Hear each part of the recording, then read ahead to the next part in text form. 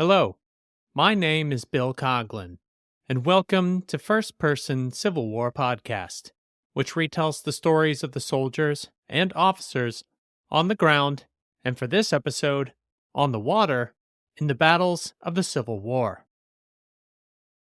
Episode 14 is entitled Lieutenant Robert M. Franklin and the C.S. Bayou City at the Battle of Galveston, and relies on Franklin's speech published into a book entitled Battle of Galveston, January 1st, 1863, which was published in 1911. Robert M. Franklin was born in Georgia, but lived in Galveston, Texas for most of his life, having arrived there when he was only 6 weeks old. His father, Benjamin Franklin, rose to prominence in the Texas Republic as a jurist.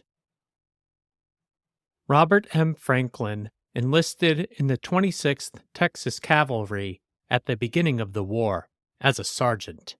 By late 1862, the 26th Texas Cavalry was posted in Houston, and now Lieutenant Franklin served as acting assistant adjutant general to the regiment's commander, Colonel DeBray.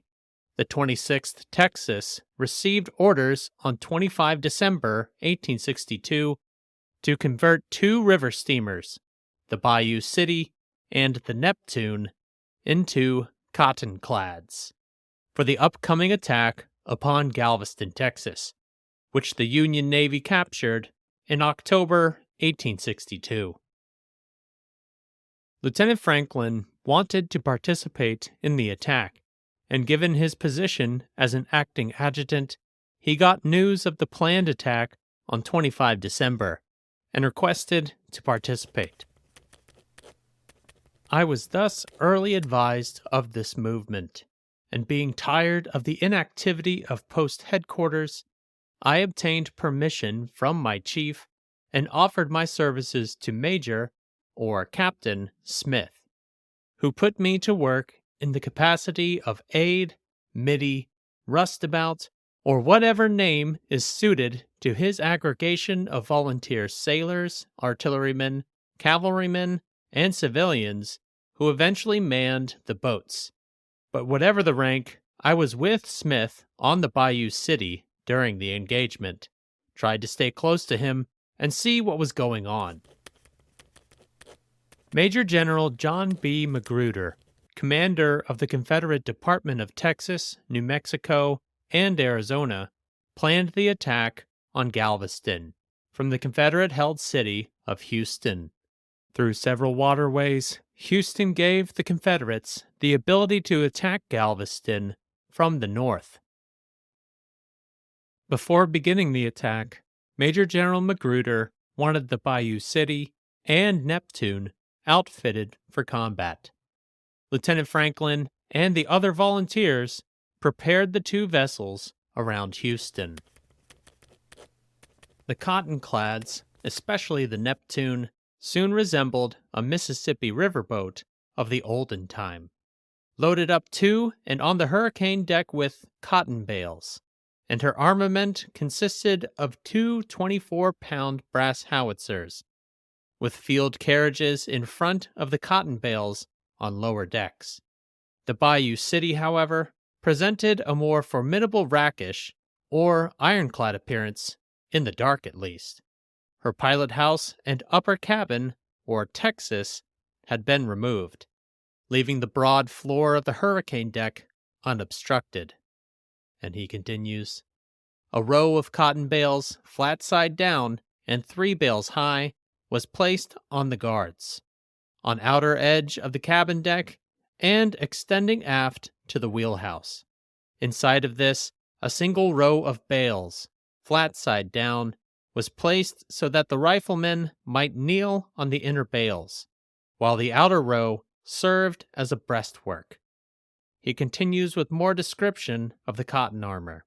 This arrangement left the bow of the boat clear, except a heavy rifle gun, about 6-inch caliber, mounted on the lower deck, and without any protection. The C.S. Bayou City and CS Neptune's conversion from steamer to Cottonclad was out of necessity. Since the beginning of March 1862, a revolution in maritime warfare was underway.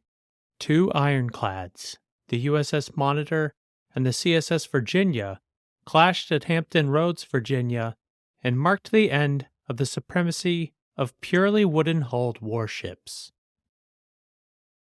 Not only was Major General Magruder aware of the battle between these two ironclads, but he was also in command of the Department of the Peninsula, headquartered in Yorktown, Virginia, and maneuvered ground forces further down the peninsula in conjunction with the CSS Virginia's operations against the Union fleet, just one day before it fought the Monitor, as he wrote to his superiors in Richmond.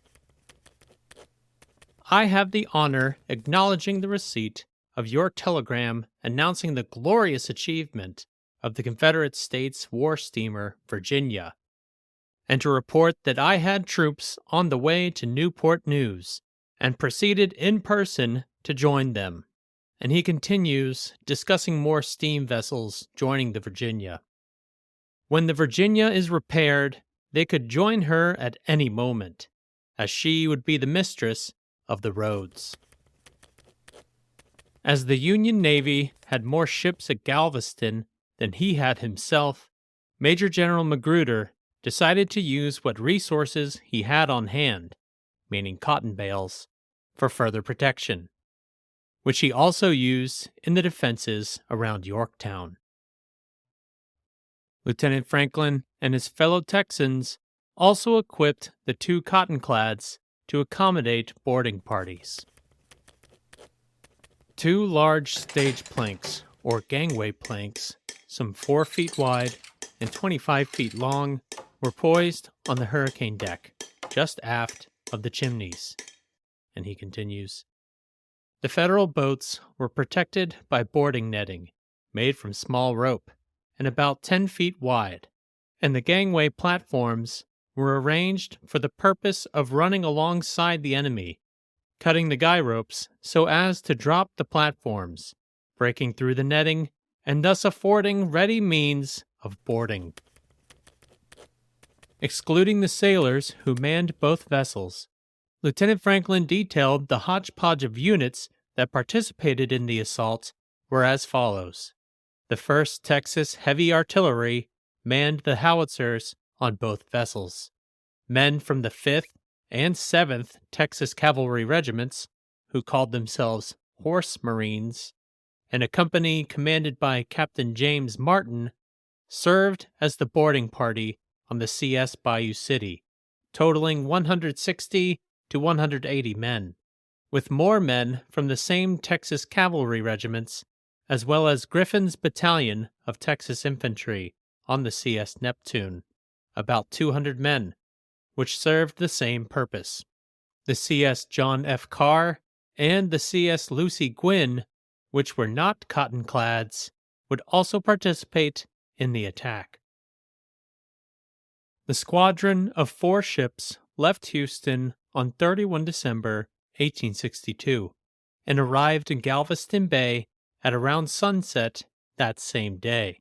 Lieutenant Franklin, aboard the CS Bayou City, received his final orders from General Magruder, himself with the land-based element of the assault, which was to begin with a signal flare. The order brought, at least to the officers, a realization of the reckless character of the adventure, and a number of them were soon gathered in the stateroom discussing the chances. Someone asked Commodore Smith, who was in command of the squadron, if he thought the cotton bales afforded any protection against shot and shell, and the bluff captain replied in substance, none whatever, not even against grape shot. Our only chance is to get alongside before they hit us.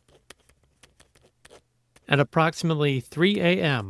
on 1 January 1863, the Rangers of the Prairie, as Major General Magruder called the land force, were in position, and sent a flare that signaled Lieutenant Franklin and the Rangers of the Sea to attack. At this critical moment, the Cottonclads loomed up from the west in the early dawn, puffing and snorting with high-pressure steam, and quivering in every timber. In the mad dash to board the Harriet Lane, the Bayou City leading, and the Neptune close behind her, when about 1 mile distant, a wreath of white smoke curled over the bow of the Lane, and a shot from her 32-pound Parrott rifle howled overhead. The Bayou City promptly returned the compliment, but the shot flew wild. Again, the vessels exchanged harmless shots, and at the third shot, the Bayou City's gunners failed to ram the shot home, and the gun exploded. The artilleryman in me must interject and explain a little more why this artillery piece exploded. The rear of the bore, or tube, of the cannon is reinforced to withstand the high pressures of the explosive train. Improper ramming can still be an issue with today's breech-loading howitzers and can affect the velocity of the round. But with cannon during the Civil War, improper ramming subjected parts of the bore to intense pressures that it was not designed to withstand, and could be catastrophic, as witnessed by Lieutenant Franklin. With the Bayou City in the lead and the Neptune just behind, the two ships closed with the Harriet Lane's port bow. Lieutenant Franklin credits an ebb tide in making boarding difficult. The guy ropes of the boarding gangway next to the Lane were cut, but the slight movement of the Lane prevented the Bayou City from running alongside. The angle was so great between the vessels that the stage failed to reach the Lane, and its end, striking the water, was swept back, tearing off part of the Bayou City's wheelhouse, which had already been damaged, and sweeping under the bow of the Lane. The Bayou City was temporarily crippled, and the Neptune had to take on the Harriet Lane by herself. Lieutenant Franklin noted the heavier guns of the Lane continued to engage the Bayou City. The men on the Lane got back to their guns on the quarterdeck of the vessel, 2 9-inch Columbiads, and double-shotted them with grape. But the Neptune was at this moment running head-on into the Lane on the opposite side, and sweeping her decks with bullet and buckshot drove the men from their guns. The frail riverboat, shaken from stem to stern by the concussion, began to sink, and her captain ran her ashore. As the Neptune retreated from the fight, the Bayou City fixed its steering issues and turned about to engage the Harriet Lane yet again. The vessel was quickly turned around and headed for the Lane, striking under her port wheel guard before her men could get back to their gun, and just as she was backing to join her consorts down the bay, the arms and braces of the Lane's iron paddle wheel were driven through the bow of the deck of the Cottonclad in a gnarled and tangled mass. Where the Bayou City lodged into the Harriet Lane provided little view of the main deck. Still, Lieutenant Franklin joined Commodore Smith and 15 to 20 Texans as they boarded the Lane. Smith jumped down on the deck, followed by these men. As he reached the deck, a seaman stepped out from the wheelhouse gangway, threw up his hands, and surrendered, stating that he was a master's mate and that Commodore Wainwright was dead, and Lieutenant Lee was mortally wounded. This surrender was so sudden that it excited suspicion in Lieutenant Pentony, who suggested the propriety of looking after the magazine, and Pentony and the writer, meaning Lieutenant Franklin, went below, found the door to the captain's saloon over the magazine locked, looked in through the opening in the door used for passing ammunition, but saw no signs of a fuse or fire, and returned to the deck, finding the decks occupied everywhere by the Bayou City's men, and the Lane's crew below decks. Lieutenant Franklin and the Texans on the Bayou City had just successfully captured the USS Harriet Lane, but there was still confusion in the early hours of 1 January 1863. Artillery on shore and on the smaller Confederate boats continued firing at the Bayou City and the Lane, but eventually both Confederate commands discovered that the Lane was now captured and ceased fire. Despite the heavy damage to the Neptune, and with the Bayou City still tangled with the Harriet Lane throughout a truce period, the Confederate attack was successful both on land and on the water. The official report received by the Union Department of the Gulf sums up just how successful the attack on Galveston was. Galveston was attacked by land and water on the morning of January 1st. 4 rebel rams made an attack on the Harriet Lane and carried her by boarding. The report details several officers killed in the fight, and then continues. Commander Renshaw blew up the flagship Westfield to prevent her from falling into the hands of the enemy. Though not included in the report, 260 men from the 42nd Massachusetts were also captured in the city of Galveston after the fighting stopped. Though victorious, the Confederate fleet was in no capacity to harry the Union Navy for several days after the fight.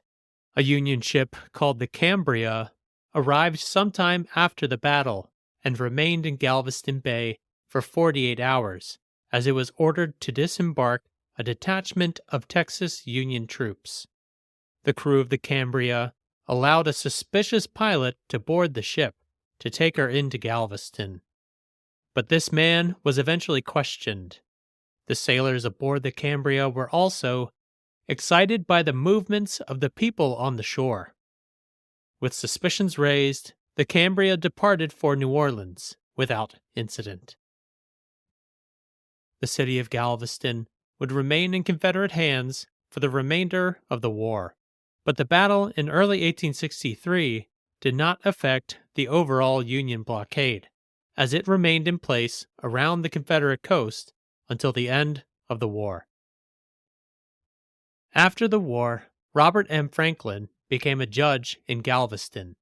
In 1911, he made a speech in the city to the Camp Magruder United Confederate Veterans Post 105 on 2 April 1911, which the Galveston News and the Library of Congress later published as a book, entitled Battle of Galveston, January 1st, 1863.